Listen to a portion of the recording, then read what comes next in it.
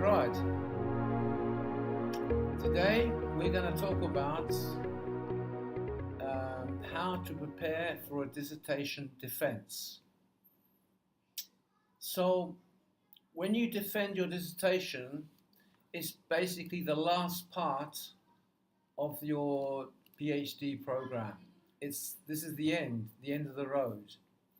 And obviously you'll have a room with a committee of professors who will want to approve your doctorate. So remember, you are the expert in your topic, in your subject. I want you to remember something, or just understand something before we go further. If you're feeling nervous, you're worried, just listen to this. Do you know that 50% of PhD students fail their PhD? They don't make it across the finishing line.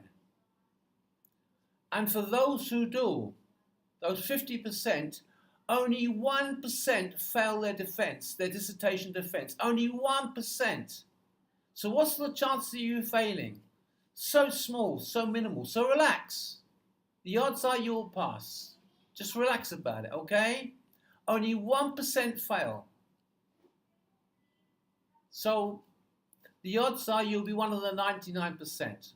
So first of all, you need to talk to your advisor, your supervisor, and check with them the framework. So if you're preparing PowerPoint presentation slides, you need to just check the framework. Send your supervisor the framework, what you planned, how you plan to cover your defense. Also check with your advisor things like how much time you should present, maybe 5-10 minutes, sometimes it's a lot longer, but check with your supervisor. What would he or she recommend, the presentation time, and maybe how many slides and so on, how many slides you make. So in other words, get a basic approval and feedback before you do your defense. It's really, really important that. In other words, get their blessing, so they're basically okay about how you're going to do it and what you're going to talk about. And also another thing is make sure that you give all the committee members a copy of your dissertation, your full dissertation, at least 1 week before your defense, so they have time to have a look through it. Ironically, most of them will only look through maybe a few hours before, just prior to the meeting. So make sure you also have a printed copy with you. And by the way, your defense is not there to be criticized. It's there to have a conversation, a discussion about your defense. They want you to succeed. It's in their interest that you succeed. It's good for the university and for you. So dress for success. And make sure you smile a lot and thank them for coming. And say words like, I want to share with you. I want to share with you what I've been working all these years. And so the basic framework, this is why I'd argue that the basic framework for your defense is your abstract at the beginning of a dissertation. It's the framework. So here you're going to cover the topic or the problem, the research problem. Why did you research it? Why did you do it? Why did you do the PhD? Why did you choose that problem? And what were the research questions and why were they important to you? And what methodology did you use? Was it a quantitative type of study, or was it a mixed methods type of research? And why do you use that particular type of methodology? And then also cover your findings.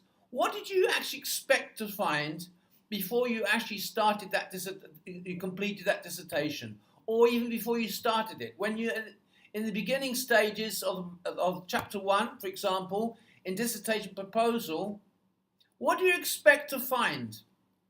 And then speak about, just briefly, what you actually found. And why were those findings significant? And how can they contribute to the body of scholarly work? And how can they contribute to society? These are the important things. How can they be applied? What are the applications? To who and how? These are the things you need to just cover. And maybe don't select all your findings, all the different findings. Just take maybe 5 or at the maximum 10 most important findings and be brief about it. Because if they want to know more, they will ask you. In other words, you'll be restating your abstract in more detail. And don't forget, also just mention, maybe at the end, towards the end, how you see your career going. What do you plan to do? How will you use what you've learned in this whole process? So, in the preparation stage, I would suggest the following. This is basically for you to prepare for the actual presentation itself. Start to create what sort of questions do you think you're going to receive? What sort of questions do you think they will ask you? And then start to create what type of answers you expect to give them. And practice that. Practice the answers. Ask someone to watch you. Or look in the mirror, maybe. But I'd suggest, even better, ask someone to watch you and to check not really what you say, you can judge that, but to check your body language and emotions and how you react. These things are very important. Smile, be enthusiastic, be confident. And by the way, for any of you who've ever spoken in public or presented a seminar, don't try and look at everybody. It's intimidating. Just look at one person at a time. It's much easier. Remember, practice out loud. It's powerful when you do that. Remember, these professors all had the same experiences as you at one time in their life. They had to go through this. They know what you're experiencing. They're on your side. They want you to pass. It's a big plus for them too. Remember, it's very, very rare for any PhD student to fail. So in the defense, when they ask questions, if they're discussing and arguing between themselves, this is good. If you see them arguing between themselves, this means this is good. This is a very good sign. That means that they're interested. They're involved in what you're presenting. They may even ask you to leave the room because they want to chat amongst themselves. Also very good. Remember, keep the focus on you, not on your presentation, not on the slides. The slides are really just pointers. The focus should be on you. You are the star of the moment. Remember, you are restating the abstract. And by the way, you're going to get asked answers. This is almost inevitable. You'll get asked answers that you have no idea or you're not sure. Then tell them, you know what, I'm not sure. Maybe it could be this or could be that. Or you could answer, I would prefer to do a bit more research. Or if I had the chance again, maybe I would do it this way. Don't be afraid to correct yourself. Don't be afraid to be human. If you're not sure, just ask for a little time, maybe 5 or 10 seconds. But never, never, never, please remember this. Never, if you're not sure, don't say something you have no idea what you're talking about. Don't insult their intelligence. These are clever people. These are experienced people. They know if you're going to BS them. Don't do it. Okay, because just remember this. You can be 99% certain they will pass you. This is really a kind of formality, if the truth be known.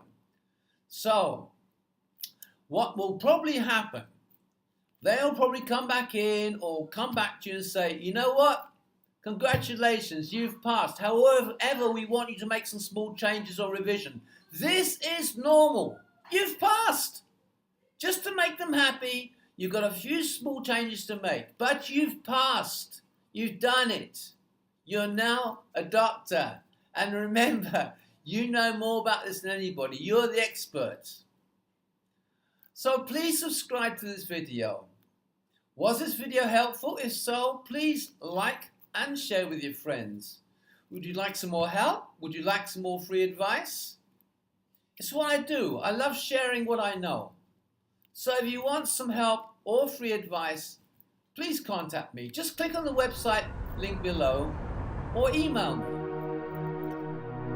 Meanwhile, thank you for watching. Until the next time, good night.